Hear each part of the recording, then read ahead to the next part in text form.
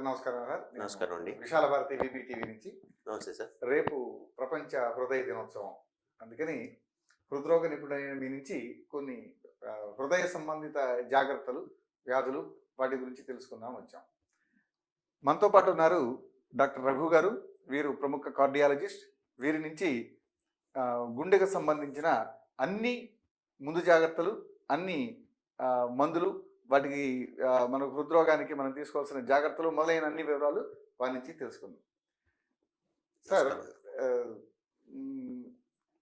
గుండె పట్టుకొని అమ్మ అని పడిపోయే గుమ్మడిని చూసి గుండె నొప్పి అంటే ఆల్ ఆఫ్ సడన్ వచ్చి ఒకేసారి కొలాప్స్ చేసేది అనుకుంటారు.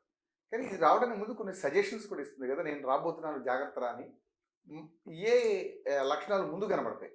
మరి గుండె డ్యామేజ్ అవుతున్నది అంటే ముందుగా కనిపించే లక్షణాలు ఏంటి? ఓకే, నమస్కారం అండి. ఈ విశాల భారతి టెలివిజన్కి నా యొక్క హృదయపూర్వక శుభాకాంక్షలు. మీరు రాబోయే రోజుల్లో ఎన్నో అత్యున్నత శిఖరాలు అధిరోహించాలని మనస్ఫూర్తిగా వాంఛిస్తూ మీకు శుభాకాంక్షలు తెలుపుతూ మీ క్వశ్చన్కి ఆన్సర్ తెలుపుతాను. ప్రపంచ హృద్రోగ దినోత్సవం ప్రపంచ హృదయ దినోత్సవం రేపు 29 సెప్టెంబర్ నాడు ప్రపంచవ్యాప్తంగా జరుపుకుంటున్నారు. ఇందులో ఈ సంవత్సరం use heart to take care of your heart అంటే ఏంటంటే, హృదయాన్ని జాగ్రత్తగా చూసుకుంటూ మన హృదయం ద్వారా మన హృదయాన్ని, అంటే మనకి ఒక మంచి మనస్సు, మంచి హృదయం ఉంటే కనుక మన గురించి మనం జాగ్రత్తలు తీసుకుంటాం, పక్కన వాడి గురించి జాగ్రత్తలు తీసుకుంటాం, సమాజానికి జాగ్రత్తలు తీసుకుంటాం, గుండె గురించి మనం ఎలాంటి జాగ్రత్తలు తీసుకుంటున్నాం పక్క వాడు కూడా అదే జాగ్రత్తలు తీసుకోవాలని మనం ఆశిస్తూ వాళ్ళని ప్రోత్సాహపరుస్తూ ముందుకెళ్ళేదే ఈ ప్రపంచ హృదయ దినోత్సవం యొక్క ట్యాగ్ లైన్ అనమాట. ఏది ప్రతి సంవత్సరానికి ఒక ట్యాగ్ లైన్ ఉంటుంది, అట్లా ఈ ట్యాగ్ లైన్ ఈ సంవత్సరానికి ఇది. రెండోది, ఇప్పుడు సార్ అడిగినట్టు ఈ గుండె వ్యాధి వచ్చే ముందు ఎలాంటి వార్నింగ్ సిగ్నల్స్ ఇస్తుంది అనేది అడుగుతున్నారు. ఇది చాలా ముఖ్యమైన ప్రశ్న. ఎందుకనంటే ఎప్పుడు రాబోయేది ఏంటి అనేది సడన్గా అయితే రాదు. చాలాసార్లు మనకి వార్నింగ్ సిగ్నల్ వస్తుంది. ఆ వార్నింగ్ని మనము ఇగ్నోర్ చేయటము, దాన్ని కొట్టిపారేయటం వల్ల వచ్చే సమస్యే 99% పరిస్థితుల్లో హార్ట్ అటాక్ అనమాట. సో వార్నింగ్ సిగ్నల్ ఏ విధంగా ఉంటుంది అంటే గనక, సడన్గా ఇందాక వారు చెప్పినట్టు ఏదో సినిమాల్లో పట్టుకుని పడిపోయినట్టు ఉండదు. నడుస్తుంటే ఆయాసం రావటము, నడుస్తుంటే ఛాతీలో బరువుగా ఉన్నట్టుంటము, ఆగితే తగ్గటము, ఒక నిమిషం ఆగినా కూడా తగ్గిపోతుంది, తర్వాత మళ్ళీ నడవగలుగుతారు. సో అరే నేను కొద్దిసేపే ఉంది కదా ఇబ్బంది అని అనుకోవటానికి వీల్లేదు. That is what you call as walk through angina. So నడుస్తుంటే ఏదన్నా ఇబ్బంది వచ్చి ఆగితే ఆ ఇబ్బంది తగ్గితే అది గుండెకి సంబంధించింది అని మనం ఫస్ట్ అర్థం చేసుకోవాలి, నెంబర్ 1. నెంబర్ 2 ఏంటంటే, ఏదన్నా పని చేస్తున్నప్పుడు నొప్పే రావాల్సిన అవసరం లేదు, నొప్పికి సరిసమానమైన లక్షణాలు కూడా ఉంటాయి. వాటిలో ప్రముఖంగా మనం తెలుసుకోవాల్సింది ఆయాసం. నడుస్తుంటే ఆయాసం ఉందనుకోండి, ఆ ఆయాసము లేకపోతే దమ్ము అని అంటారు కొన్ని ఏరియాస్లో, అది కూడా గుండె జబ్బు యొక్క లక్షణమే. ఇది కూడా గుండెకి రాబోయే రోజుల్లో హార్ట్ స్ట్రోక్ వచ్చేందుకు లక్షణమే. ఇవే కాకుండా ఎనీ ప్రాబ్లం అంటే కొత్తగా వస్తున్న నొప్పి, అంటే ఇంతకుముందు ఎప్పుడు మీకు గుండె నొప్పి కానీ, ఛాతిలో నొప్పి కానీ, ఛాతిలో బరువు పెట్టినట్టు కానివ్వండి, ఇవన్నీ ఏమీ లేకుండా సడన్గా గత వారం 10 రోజుల్లో వస్తుందనుకోండి, అది కూడా గుండెకి సంబంధించిన వార్నింగ్ సిగ్నల్. యూజువల్గా ఏమవుతుందంటే, హార్ట్ అటాక్ రాబోయే ముందు 2-3 వారాల్లో చాలామందికి, అంటే సుమారుగా ఒక 30-40% మందిలో ఫస్ట్ ఇనీషియల్ ఛాతి నొప్పి అవన్నీ వస్తాయి. అవి వచ్చినప్పుడు వాళ్ళు గ్రహించకపోవటం వల్లే హార్ట్ అటాక్ కింద పరిణమిస్తుంది. కాబట్టి కొత్తగా వచ్చిన ఏదైనా ఛాతిలో ఉండే డిస్కంఫర్ట్ వస్తే కూడా అది హార్ట్కి సంబంధించిన పెయిన్.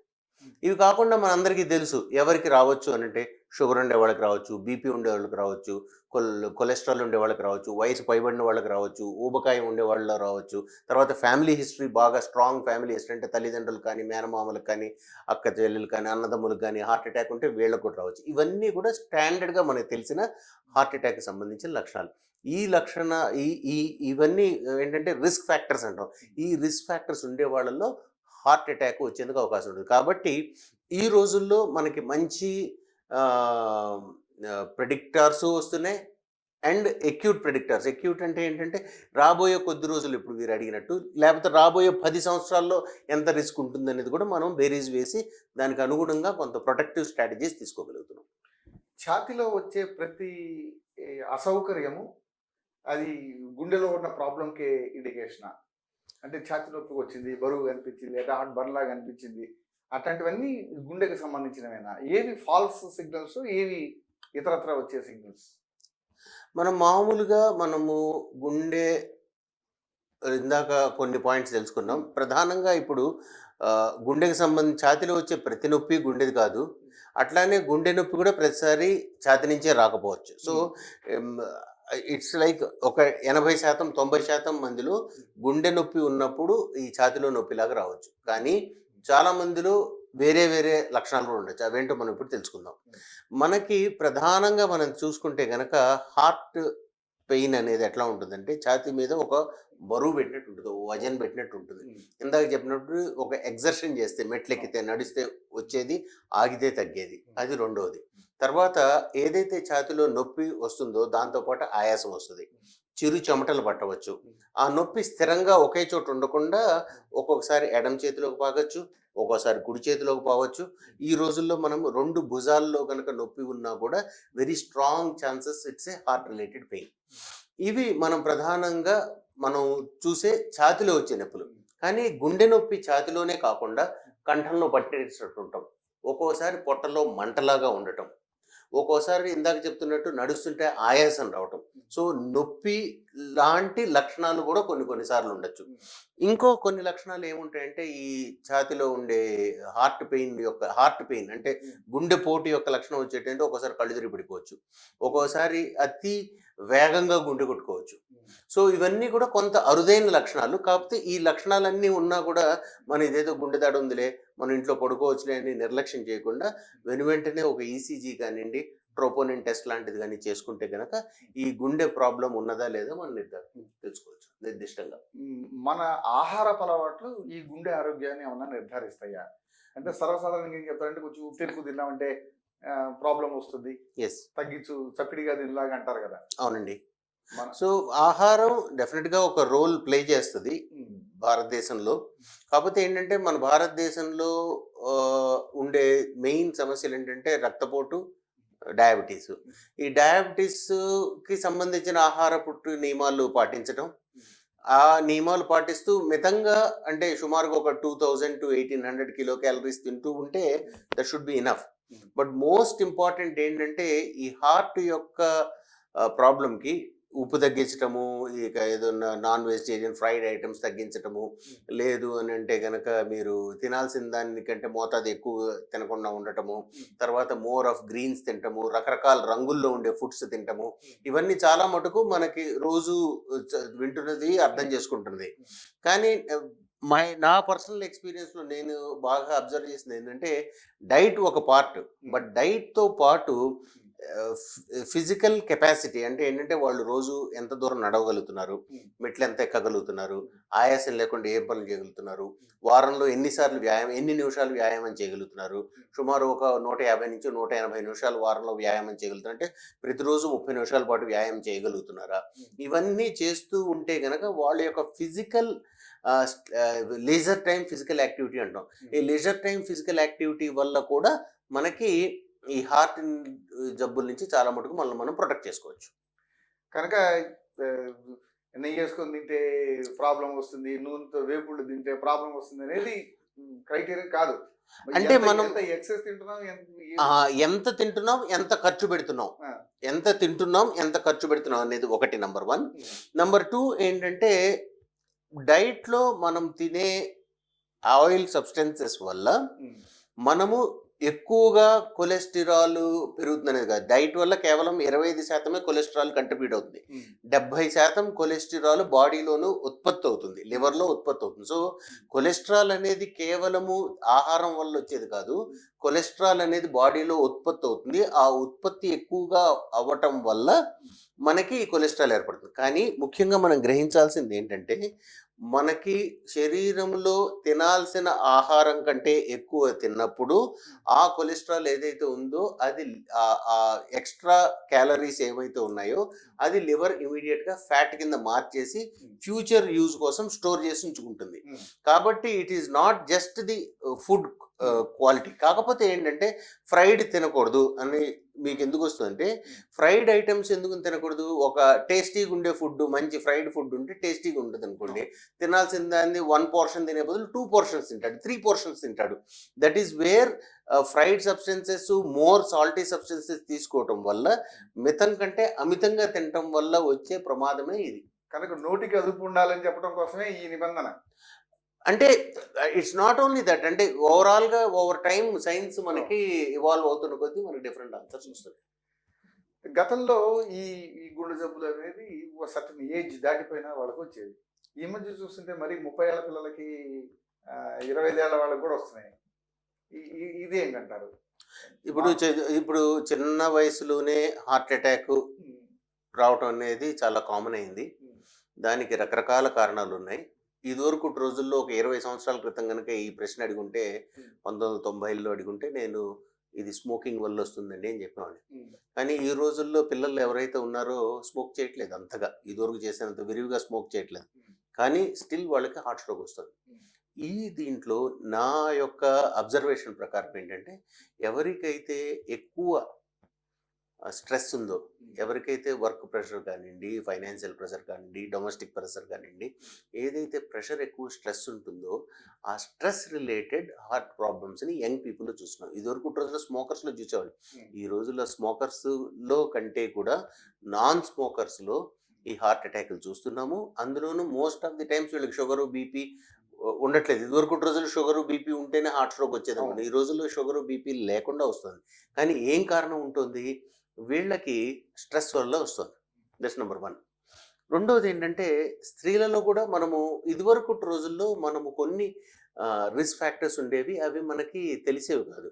ఇప్పుడు ఫర్ ఎగ్జాంపుల్ చిన్న వయసులోనే కొంత బ్లడ్ ప్రెషర్ పెరగటము, అట్లనే కొన్ని యునీక్ రిస్క్ ఫ్యాక్టర్స్ స్త్రీలలో కూడా హార్ట్ అటాక్స్ కామన్గా చూస్తూ ఉన్నాం. అవేంటంటే కొంత లైక్ గర్భవతి పాలిసిస్టిక్ ఓవేరియన్ సిండ్రోమ్ ఉండొచ్చు, లేకపోతే గర్భవతి కింద ఉన్నప్పుడు వాళ్ళకి బీపీ కొద్దిగా ఎక్కువ ఉండొచ్చు, గర్భవతి కింద ఉన్నప్పుడు కొద్దిగా షుగర్ రావచ్చు. అంటే స్ట్రెస్ ఉన్నప్పుడు వాళ్ళకి షుగరు, బీపీ లాంటివి బయటపడి ఆ స్ట్రెస్ రిలీవ్ అవ్వగానే తగ్గిపోవటం అనేది చూసినప్పుడు ఒక్కోసారి అది షుగర్ లాగా బయటపడవచ్చు, ఆ స్ట్రెస్ రిలేటెడ్ ఒక్కోసారి హార్ట్ అటాక్ లాగా కూడా బయటపడవచ్చు. ఆ విధంగా కొన్ని నావెల్ రిస్క్ ఫ్యాక్టర్స్ వల్ల కూడా, కొత్త రిస్క్ ఫ్యాక్టర్స్ వల్ల లైపోప్రోటీన్ లిటిలియా కానివ్వండి, కొన్ని ఆక్సిడైజ్డ్ ఎల్డిఎల్ లెవెల్స్ కానివ్వండి, ఇవన్నీ ఏంటంటే న్యూ రిస్క్ ఫ్యాక్టర్స్.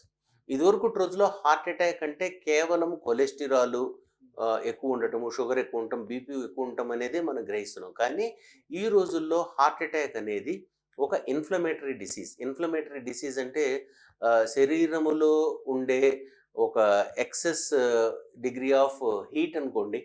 సో ఆ ఇన్ఫ్లమేషన్ అనేది సమతుల్యత లోపించటం వల్ల హార్ట్ అటాక్ వస్తుంది.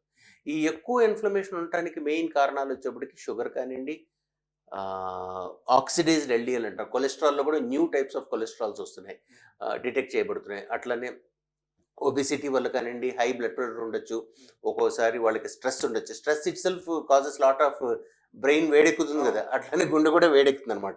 సో ఈ అన్నిటి లక్షణాల వల్ల చిన్న పిల్లల్లో కూడా మనము some degree of inflammation related heart strokes అనేవి మనము గమనిస్తున్నాం.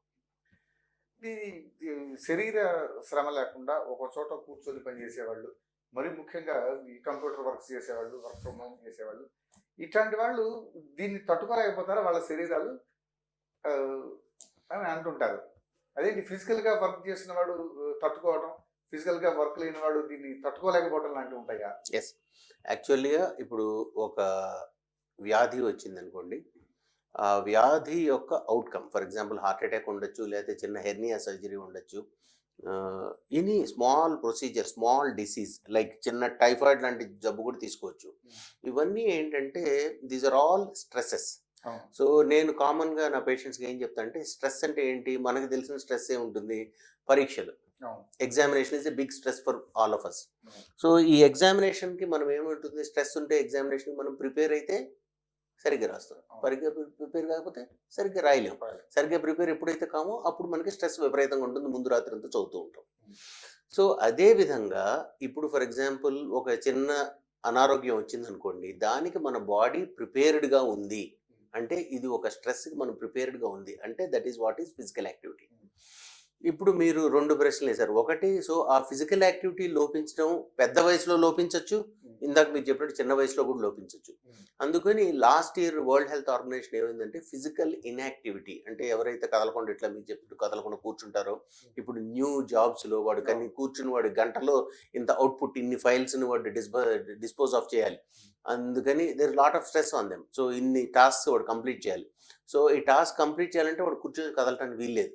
సో ఎవరైతే ఫిజికల్ ఇన్యాక్టివిటీ ఉంటారో that is equivalent to smoking. So smoking ఎంత రిస్క్ అయితే కాజ్ చేస్తుందో ఫిజికల్ ఇన్యాక్టివిటీ కూడా స్మోకింగ్ ఎంత రిస్క్ అంతకు ఈక్వల్ లేకపోతే అంతకంటే ఎక్కువ రిస్క్ కాజ్ చేస్తుంది. కాబట్టి physical inactivity is new smoking అన్నారు. సో అందుకని possibly one of the reasons why young పీపుల్లో heart stroke రావడానికి కూడా ఈ ఫిజికల్ ఇన్యాక్టివిటీ కూడా ఒక కారణభూతం అవ్వచ్చు. దెన్ అనదర్ థింగ్ ఏంటంటే చిన్న వయసులో హార్ట్ స్ట్రోక్ వచ్చిన వాళ్ళకి పెద్ద వయసులో హార్ట్ స్ట్రోక్ వచ్చిన వాళ్ళకి చాలా వ్యత్యాసం ఉంటుంది. సో చిన్న వయసులో హార్ట్ స్ట్రోక్ వచ్చినప్పుడు ఇందాక మనం చెప్తున్నాం ప్రిపరేషన్ ఫర్ ది ఎగ్జామినేషన్ ఒకటి చెప్పుకున్నాం, అట్లానే ఎక్స్పీరియన్స్ అనమాట. మనం మామూలుగా తెలుగులో ఒక నానుడి ఉంటుంది, ఏంటి, డక్కా ముక్కీలు తిన్నాడురా వాడు ఎక్కడైనా బతకగలరా అంటాం. డక్కా ముక్కీలు తిన్నాడురా వాడు ఎక్కడైనా బతకగలరా ఏంటంటే వాడు has got enormous experience to overcome this problem. So వాడు ఎన్ని కష్టాలు వచ్చినా ఎదుర్కోగలడు. ఇప్పుడు ఎవరికైతే హార్ట్ స్ట్రోక్ చిన్న వయసులో వస్తుందో heart is inexperienced to take this new stress. అంటే ఎవరికైతే చిన్న వయసులో హార్ట్ అటాక్ వచ్చినప్పుడు అంతకుముందు ఎప్పుడు హార్ట్ అటాక్ అనేది గుండెకి తెలియదు. గుండెకి తెలియనప్పుడు వాళ్ళు ఏమవుతుంది, ఆ హార్ట్ స్ట్రోక్ వచ్చినప్పుడు ఆ గుండె is unable to cope up with that thing and that is అందువల్ల ఏమవుతుందంటే చిన్న వయసులో హార్ట్ అటాక్ వచ్చిన వాళ్ళలో మరణాలు సంభవించే అవకాశం ఎక్కువగా ఉంటుంది. అదే ఫర్ ఎగ్జాంపుల్ ఒక 55-60 సంవత్సరాల వయసు ఉన్నాడు, ఆ 55-60 సంవత్సరాల వయసు ఉండే వాళ్ళకి కనుక హార్ట్ స్ట్రోక్ వచ్చిందనుకోండి, ఆ హార్ట్ స్ట్రోక్ వచ్చినప్పుడు వాళ్ళకి ఆల్రెడీ కొంత వార్నింగ్ సిగ్నల్, ఇందాక ఫస్ట్ క్వశ్చన్లో చెప్పండి, వార్నింగ్ సిగ్నల్స్ వచ్చి కొద్దిగా గుండె అడాప్ట్ అవుతుంది. ఓకే, ఇట్లా గుండెకి రక్త సరఫరా తగ్గినప్పుడు నేను ఈ విధంగా దాన్ని అడాప్ట్ చేసుకుని బతకాలి, గుండెని నిలదొక్కుకోవాలి అనేది గుండెకు కూడా అర్థమవుతుంది. అందుకని నిజమైన మేజర్ హార్ట్ స్ట్రోక్ వచ్చినప్పుడు ఓ 55-60 year old పర్సన్ ఆ సడన్ హార్ట్ అటాక్ని నుంచి రికూప్ అయ్యేది ఒక 35 year old పర్సన్ రికూప్ అవడంలో చాలా వ్యత్యాసం ఉంటుంది. 35 year old heart is ill equipped, అంటే దాని ప్రిపరేషనే లేదు, అందువల్ల తొందరగా డెత్ అది అయ్యే అవకాశం ఉంటుంది. అయితే ఈ ఇప్పుడు మీరు చెప్పిన దాని ప్రకారం చూస్తే ముందు సిగ్నల్స్ ఇస్తుంది, మనలో ఉన్న ఈవెంట్ చేస్తుంది అనుకోండి. దీన్ని అసలు ఆ జోన్లోకి పోకుండా ప్రమాదపు జోన్లోకి మనం గుండె పోకూడదు అంటే మనం ఏం చేయాలి? ప్రమాదపు జోన్లోకి మనం పోకుండా ఉండాలి అని అంటే ఆబ్వియస్గా మనకి తెలిసినవి కొన్ని ఉంటాయి, తెలియనివి కొన్ని ఉంటాయి. తెలిసి మనము జాగ్రత్తలు తీసుకున్నా ఇంకా కొంత రిస్క్ మిగిలే ఉంటుంది. సో దట్ ఈజ్ సో ఈ మూడింటిని మనము అర్థం చేసుకున్నాం.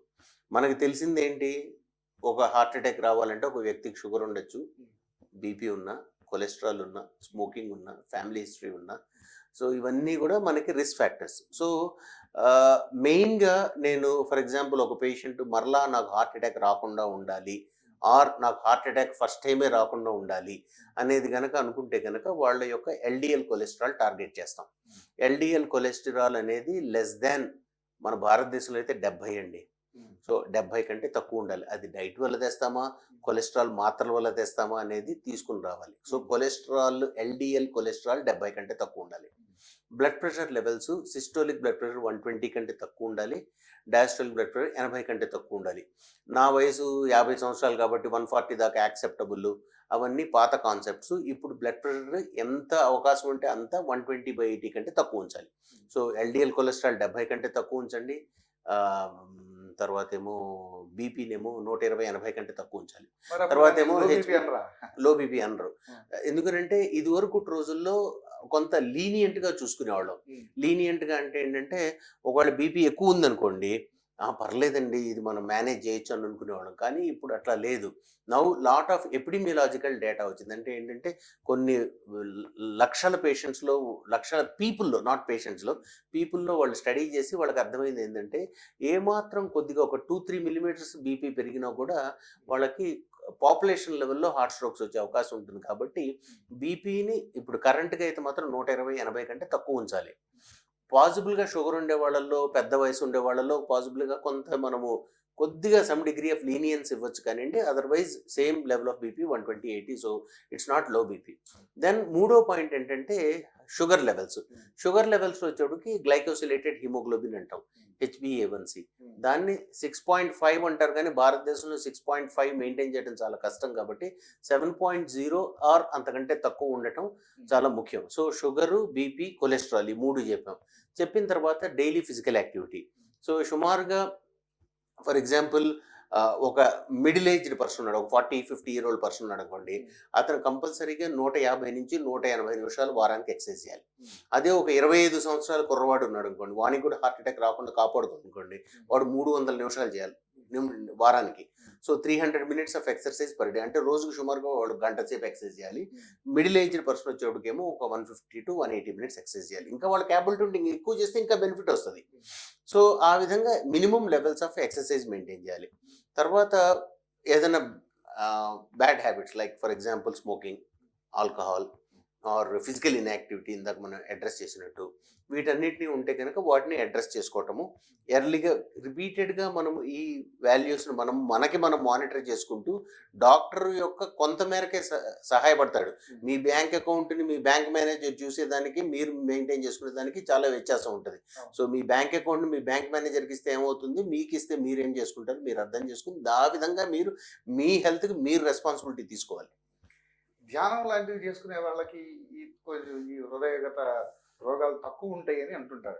ఎస్, ఇప్పుడు డెఫినెట్గా ఏంటంటే there are certain ancient ways of taking care of the heart.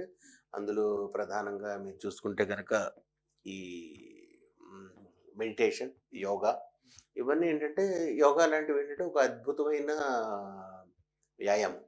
మామూలుగా పరిగెత్తాడు అనుకోండి వాడికి ఓన్లీ ఎయిరోబిక్ ఎక్సర్సైజ్ జరుగుతుంది.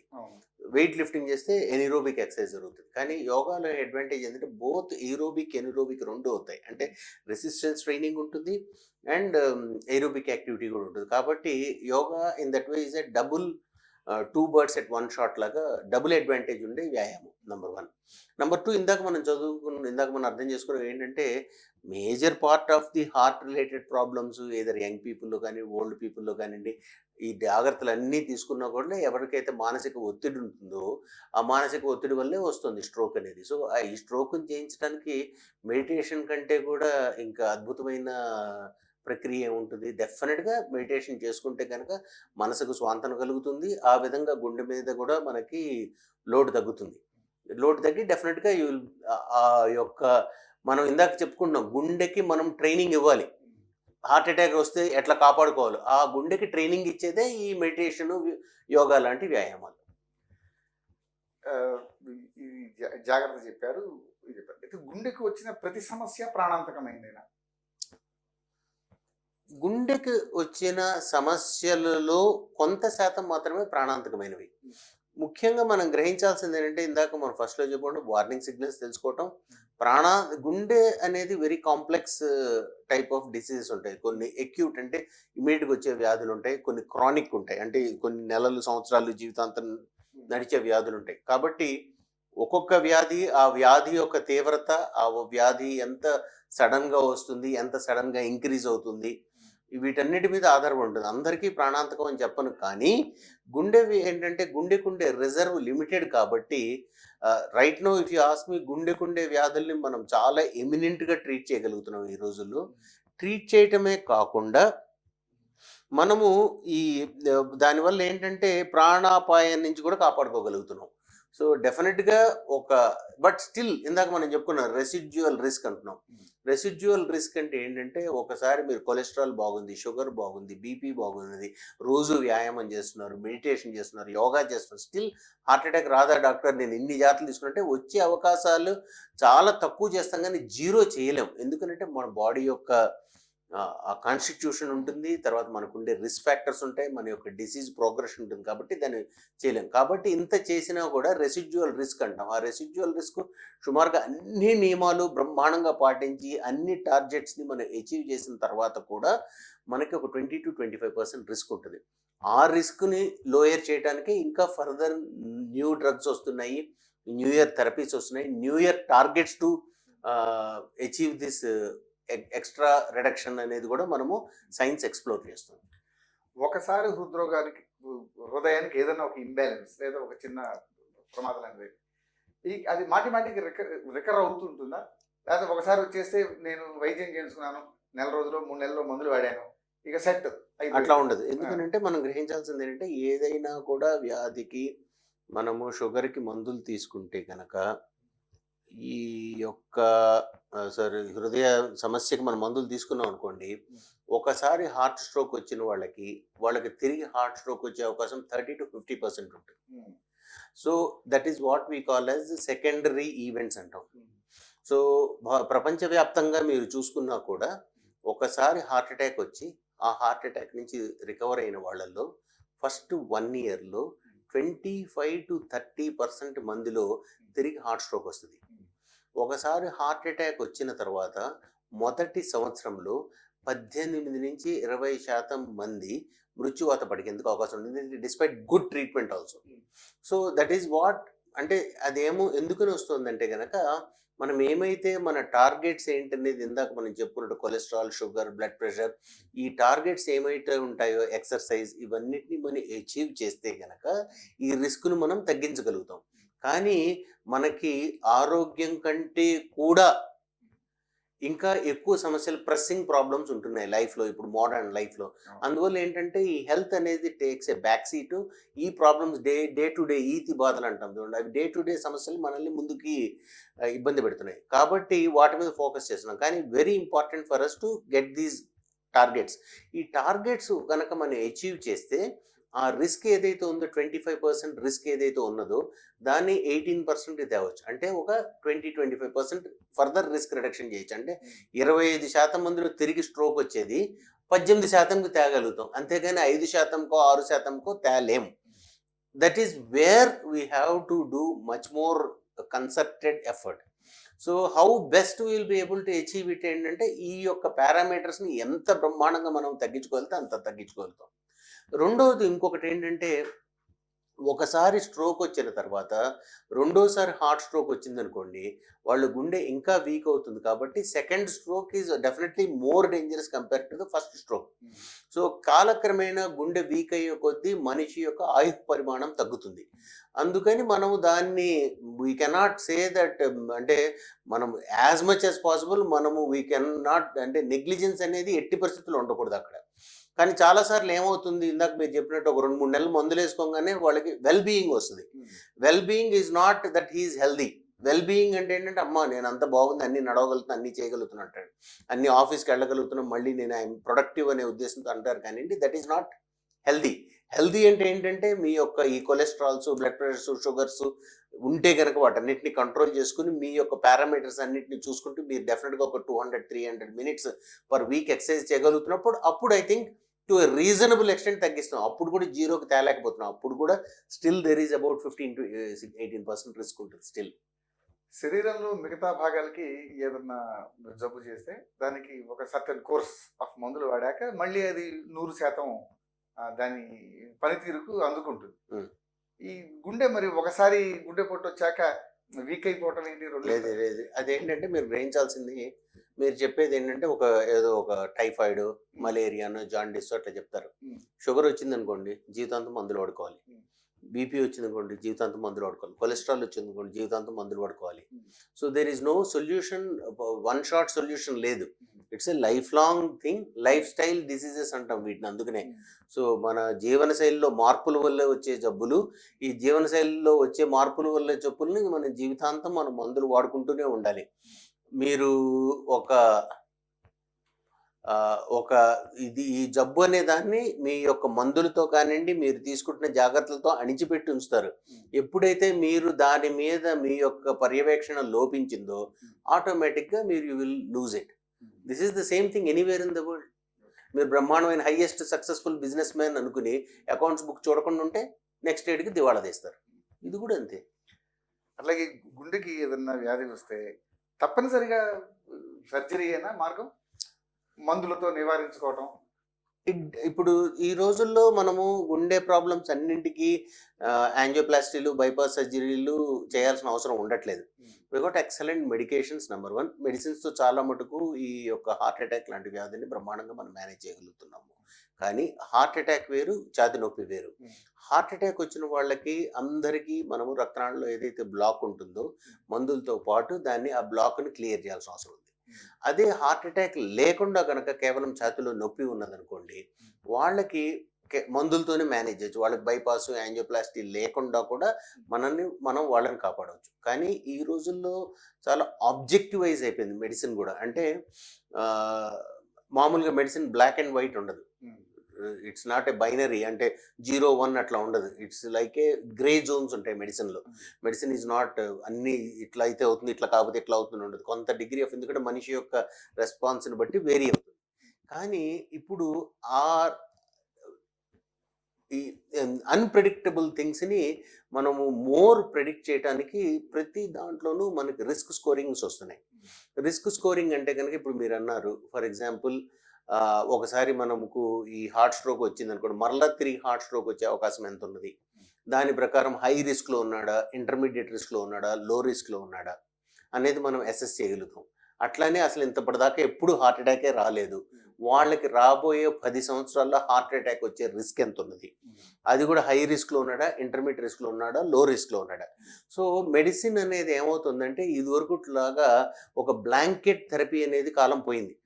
అందరికీ ఒకటే రకమైన మందులు రాయటము, అందరికీ ఒకే రకమైన ట్రీట్మెంట్ ఇవ్వటం అనే రోజుల నుంచి medicine has forwarded more into a personalised medicine or individualised medicine. అంటే ఆ మనిషికి ఎట్లా కావాలో, అంటే బిస్పోక్ టైలరింగ్ లాగా, అంటే వాడికి మంచి సూట్, అది కరెక్ట్గా ఫిట్టింగ్ సూట్ లాగా చేసినట్టు మందులు కూడా కరెక్ట్గా మనము వాడికి కరెక్ట్గా మందులు ఇవ్వాలి. అంటే ఎంత రిస్క్లో ఉన్నారు వాళ్ళు, ఆయన రిస్క్ని బట్టి మనం హై రిస్క్ ఉంటే డిఫరెంట్ మెడిసిన్స్ ఉన్నాయి, లో రిస్క్ ఉంటే డిఫరెంట్ మెడిసిన్స్ ఉన్నాయి. కాబట్టి రిస్క్ని బట్టి రిస్క్ అసెస్మెంట్ చేసి రిస్క్ అసెస్మెంట్ బట్టి మెడికేషన్ ఇచ్చే రోజులు ఉన్నాయి.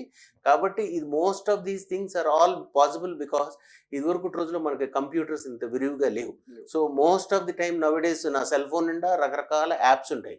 నాట్ వాట్సాప్ను ఫేస్బుక్ కాదు, apps to predict the disease severity. So ప్రతి డిసీజ్కి స్కోర్స్ ఉంటున్నాయి.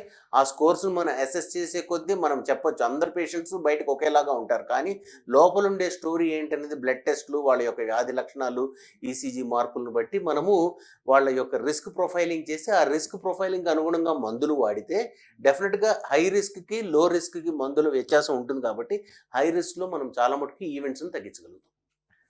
ఇది ఈ హృద్రోగానికి సర్జరీ చేయించుకోవటము, మందులు వాడటం చేస్తే ఇది ఇతరత్ర శరీరం పైన ప్రభావం చూపిస్తుందా? ఎందుకంటే ఎస్వి రంగారావు లాంటి ఆకారంలో ఉన్న వాళ్ళు కూడా ఒకసారి హృద్రోగానికి గురైతే సర్జరీ చేయించుకుంటే అందరు రమణారెడ్డి మాదిరి సన్నగా అయిపోయి కనబడుతున్నారు. ఇది ఏంటి అసలు, ఏంటి అట్లా అంటే ఇప్పుడు మీరు ఇదివరకులాగా హార్ట్ అటాక్ కానివ్వండి, యాంజియోప్లాస్టీస్ కానివ్వండి, బైపాస్ సర్జరీస్ చాలా సర్వసాధారణం అయిపోయింది. ఓన్లీ థింగ్ ఏంటంటే ఇందాక చెప్పినట్టు ఆపరేషన్కి ద బెస్ట్ ప్రిపరేషన్ అవ్వాలి. అది ప్రిపరేషన్ ఆఫ్ ది డాక్టరే కాదు, preparation of the patient is very important అనమాట. చేసుకుంటే కనుక వాళ్ళకి రిజల్ట్స్ లాంగ్ లాస్టింగ్గా ఉంటాయి. తర్వాత హార్ట్ అటాక్ వచ్చిన తర్వాత వాళ్ళ జీవనశైలిలో మార్పులు, లేకపోతే యాంజియోప్లాస్టీ తర్వాత జీవనశైలిలో మార్పుల వల్ల వాళ్ళు బరువు అది తగ్గి ఉండొచ్చు, లేదంటే షుగర్ అన్కంట్రోల్డ్గా ఉన్నా కూడా బరువు తగ్గి ఉండొచ్చు. సో అట్లాంటివి వాళ్ళు వాటిని మొత్తాన్ని ఫోకస్ చేసుకుని వైద్యం చేసుకోవచ్చు. అంటే దాన్ని వాళ్ళు లైఫ్ స్టైల్ మోడిఫికేషన్ చేసుకోవడం చాలా ముఖ్యం. ఇది జనరల్ కండిషన్స్లో మీరు చెప్పిన ఇవన్నీ పనికి. ఇప్పుడు ఈ పాండమిక్ ఈ సిచ్యువేషన్లో ఇంకా ప్రత్యేకంగా షుగర్ ఉన్న వాళ్ళు కానీ, ఆల్రెడీ ఒకసారి హృద్రోగానికి గురి అయిన వాళ్ళు కానీ, వయసులో పెద్దవాళ్ళు అయిన వాళ్ళు కానీ ఇలాంటి ప్రత్యేక పరిస్థితుల్లో తీసుకోవాల్సిన జాగ్రత్తలు ఏంటి? ప్రత్యేక పరిస్థితుల్లో తీసుకోవాల్సిన జాగ్రత్తలు 6 నెలలు నాకు అర్థమైంది. మొదటిది మాస్కింగ్ అండి. First thing, with no mask no talk. So అందుకని that's most important. Even today ఈ ఇంటర్వ్యూ ఇయటంలో కూడా నాకు చాలా డిస్కంఫర్ట్ని ఇది చేస్తూనే నేను ఇస్తున్నాను. So no mask no talk, very very important. So తర్వాత అవాయిడ్ గ్రూప్స్.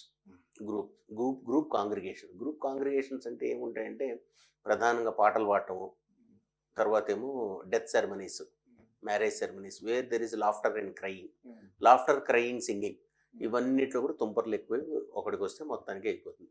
ఇప్పుడు ఈవెన్ ప్రతి చోట అదే ప్రాబ్లం. మీరు ఎన్ని రకాల ఇన్స్టెన్సెస్ చూసుకోండి, అన్నిట్లోనూ సూపర్ స్ప్రెడర్ ఈవెంట్స్ ఉంటాయి. ఆ సూపర్ స్ప్రెడర్ ఈవెంట్స్ అన్నిట్లో కూడా వీడు ఎక్కువ ఉంటాం. లేదు ఒకే గదిలో ఎక్కువసేపు కలిసి మాట్లాడుతున్నా కూడా రావచ్చు. ఇదంతా ఒకటి. రెండోది, మనం ఇందాక మీరు అడిగినట్టు వయసు పెద్దగా ఉన్నవాళ్ళు, తర్వాత పురుషులు, ఊబకాయం ఉండేవాళ్ళు, మునుపు గుండె జబ్బులు ఉండేవాళ్ళు, తర్వాత షుగరు, బీపీ లాంటివి ఉండేవాళ్ళు.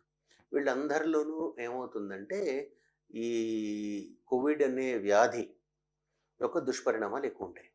సో ఈ దుష్పరిణామాలు కోవిడ్కే కాదు, మీరు జాగ్రత్తగా ఆలోచిస్తే హార్ట్ అటాక్ కూడా అవే రిస్క్ ఫ్యాక్టర్స్. ఎవరికైతే షుగరు, బీపీ, కొలెస్ట్రాల్, ఎవరికైతే ఊబకాయం ఉంటుందో, ఎవరైతే పెద్ద వయసు ఉంటుందో వాళ్ళకి రిస్క్ ఎక్కువ ఉంటుంది. కోవిడ్ కానివ్వండి, ఏ వ్యాధికైనా అవే రిస్క్ ఫ్యాక్టర్స్. సో ఏ వ్యాధి అయినా సిస్టమిక్ ఇల్నెస్ వచ్చినప్పుడు మనకి బాడీ మీద దుష్పరిణామాలు చూపిస్తాం. సో మనం గేర్డప్ ఉన్నాం అనుకోండి ఆ ప్రాబ్లంకి, డెఫినెట్గా బయటపడతాం. అందుకని నా దగ్గర చాలామంది 80 years, 82 years, 85 years ఉండే వాళ్ళు కూడా కోవిడ్ నుంచి బయటపడిన వాళ్ళు చాలామంది ఉన్నారు. అట్లా అని 58 ఏళ్ళకు కూడా పోయిన వాళ్ళు కూడా ఉన్నారు. సో వీళ్ళల్లో ఎందుకు వ్యత్యాసం వస్తుందంటే కనుక వాళ్ళ preparedness to the problem is lacking. People who are prepared they are doing well, people who are unprepared they are not doing well. So this is the what I have understood. Now covid అనేది కేవలం ఊపిరితిత్తుల సమస్యే కాదు. మీ అందరికీ చాలామందికి కొంతమేరకు అవగాహన ఉంటుంది. ఈ రోజుల్లో కోవిడ్ తర్వాత గుండె మీద దుష్పరిణామాలు నేను చాలా సర్వసాధారణంగా చూస్తున్నాను. రోజుకి నేను చూసే పేషెంట్స్లో సుమారుగా ఒక 4-5 పేషెంట్స్ కోవిడ్ నుంచి రికవర్ అయ్యి గుండె మీద దుష్పరిణామాలు జరిగిన వాళ్ళు ఉంటున్నారు. సో ఇందులో సాధారణంగా నేను చూస్తున్నది ఏంటంటే రక్తపోటు ఎక్కువ ఉండటం, గుండె దడ ఉండటము, తర్వాత ఏమో ఛాతీలో నొప్పి ఉండటము, తెలియని గుండె మీద ఛాతీలో ఒక బరువు పెట్టినట్టు ఉండటము, తర్వాత ఆయాసం ఉండటం. ఇవి ప్రధానమైన లక్షణాలు కోవిడ్ తర్వాత ఉండేవి. దీంట్లో నేను చూస్తుంది ఏంటంటే చాలామందికి వెరీ హై బ్లడ్ ప్రెషర్ ఉంటుంది. ఆ హై బ్లడ్ ప్రెషర్ చాలామందికి అంటే it's not A high blood pressure, వాళ్ళకి ఏమీ ఎటువంటి అంతకుముందు లేకుండా కాదు, వాళ్ళకి జెనెటిక్గా అంటే వాళ్ళ ఇంట్లో వాళ్ళ పేరెంట్స్ కానివ్వండి, ఫాదర్ మదర్ ఎవరికో ఒకరికి బీపీ ఉంటుంది. అది చిన్న వయసులోనే బయటపడుతుంది. అంటే it is a stress which is making it apparent అనమాట. సో అట్లానే రెండోది ఏంటంటే గుండె మీద కూడా హార్ట్ అటాక్ లాగా రావడం చాలా సర్వసాధారణంగా చూస్తున్నాం. ఒక్కోసారి ఏమో హార్ట్ పెయిన్ కింద కూడా చూస్తున్నాం. ఈ హార్ట్ పెయిన్ ఉండే వాళ్ళల్లో చాలా మందిలో కార్డియాక్ ఎంఆర్ఐ అది చేస్తే కనుక గుండె మజిల్ అది డ్యామేజ్ అవటం చూస్తున్నాం. హార్ట్ అటాక్ వచ్చిన వాళ్ళలో చాలామందికి ఒక 50 నుంచి 75% మంది ప్రాణాపాయం పొందుతారు. సో కారణం ఏంటంటే మామూలుగా హార్ట్ అటాక్లో ఈ రోజున కనుక నా దగ్గరికి ఎవరిని వస్తే 3 to 5% రిస్క్ చెప్తాం. అదే కోవిడ్ ఉండే మనిషికి కనుక హార్ట్ అటాక్ వస్తే 50 నుంచి 60% రిస్క్ చెప్తున్నాం. అంటే 10 నుంచి 20 రెట్లు హయ్యర్ రిస్క్ చెప్తున్నాం. సో అంత హై రిస్క్ కండిషన్ ఉంటుంది. కాబట్టి కోవిడ్లో హార్ట్ అటాక్ వస్తే ప్రాణాంతకం అయ్యే అవకాశం చాలా ఎక్కువగా ఉంటుంది. నెక్స్ట్ మూడోది వచ్చేటప్పటికి గుండె దడ. దీనికి కారణం ఏంటో ఇంకా ప్రపంచవ్యాప్తంగా ఇంకా క్లియర్ కట్గా తెలుసుకోలేకపోయాము. కానీ సమ్ డిగ్రీ ఆఫ్ ఈ ఇప్పుడు ఏంటంటే ఈ స్ట్రెస్ ఆఫ్ కోవిడ్ అంటే stress of Covid is not only psychological కాదు, stress of on the heart, stress on the lungs ఉంటుంది. ఆ స్ట్రెస్ అనేది మనం పరిగెత్తాం అనుకోండి అలుపు ఎట్లా వస్తుందో అట్లానే కోవిడ్ కూడా మన గుండెని పరిగెత్తిస్తుంది అనమాట. ఊపిరితిత్తులు ఎక్కువ పని చేయిస్తుంది. అటువంటిప్పుడు ఆబ్వియస్గా ఆయాసం వస్తుంది, ఛాతీలో బరువు అనిపిస్తుంది, ఊపిరి ఆడినట్టు ఉంటుంది. కోవిడ్ వ్యాధి తగ్గిన తర్వాత అంటే కోవిడ్ నెగటివ్ వచ్చిన తర్వాతే ఈ సమస్యలన్నీ బయటపడతాయి. కోవిడ్ పాజిటివ్ ఉన్నప్పుడు రావు. కోవిడ్ తగ్గిపోయిన ఒక 2-3 వారాల తర్వాత ఈ సమస్యలు బయటపడుతున్నాయి. సాధారణంగా ఒక 4 to 6 months ఇప్పటిదాకా నాకుండే ఎక్స్పీరియన్స్ అయితే ఈ 4 to 6 months దాకా కూడా ఇంకా స్టిల్ వాళ్ళని ఇబ్బందులు పెడుతున్నాయి. లాట్ ఆఫ్ సిక్ పేషెంట్స్ వస్తున్నారు. అంతేకాకుండా రక్తనాళాల్లో బ్లడ్ క్లాట్స్ ఏర్పడుతున్నాయి. ఊపిరితిత్తుల్లో బ్లడ్ క్లాట్స్, కాలి రక్తనాళంలో blood clots, venous clots, arterial clots వచ్చి కూడా చాలామంది ప్రాణాపాయం కలుగుతుంది వాళ్ళకి. So it's a very serious problem, very sick problem and a complex problem also to treat. ఈ మధ్య కొత్తగా మనం గమనిస్తున్న ట్రెండ్ ఏంటంటే గుండెని రీప్లేస్ చేసుకోవడం.